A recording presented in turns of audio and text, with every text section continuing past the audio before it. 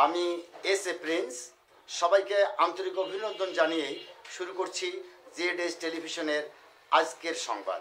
উৎসবমুখর পরিবেশে কোনো প্রকার বিশৃঙ্খলা ছাড়াই শান্তিপূর্ণভাবে অনুষ্ঠিত হল রংপুরের বদরগঞ্জ উপজেলার কুতুবপুর ইউনিয়ন বিএনপির দ্বিবার্ষিক সম্মেলন 2025।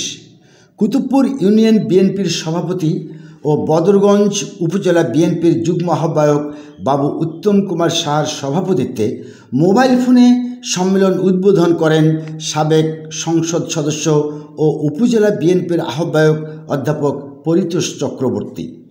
প্রধান অতিথি হিসেবে বক্তব্য রাখেন রংপুর জেলা বিএনপির সদস্য আলহাজ ওয়াহিদুজ্জামান মাবু।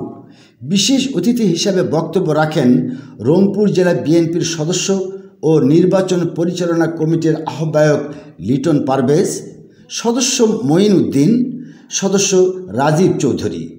প্রধান বক্তা হিসেবে বক্তব্য রাখেন বদরগঞ্জ উপজেলা বিএনপির যুগ্ম আহ্বায়ক মোহাম্মদ গোলাম রসুল বকুল, ইউনিয়ন বিএনপির সাধারণ সম্পাদক রশিদুল ইসলাম লেবু, যুবদল নেতা ওহিদুল ইসলাম ও অন্যান্য নেতৃবৃন্দ। অনুষ্ঠান সঞ্চালনা করেন লোহানীপাড়া ইউনিয়ন বিএনপির নেতা নিপুণ। সম্মেলনে সাধারণ সম্পাদক পদে 3 জন প্রার্থী প্রতিদ্বন্দ্বিতা করায় উৎসবমুখর পরিবেশে ভোটের মাধ্যমে রশিদুল ইসলাম লেবু পুনরায় নির্বাচিত হন। News desk, Z television.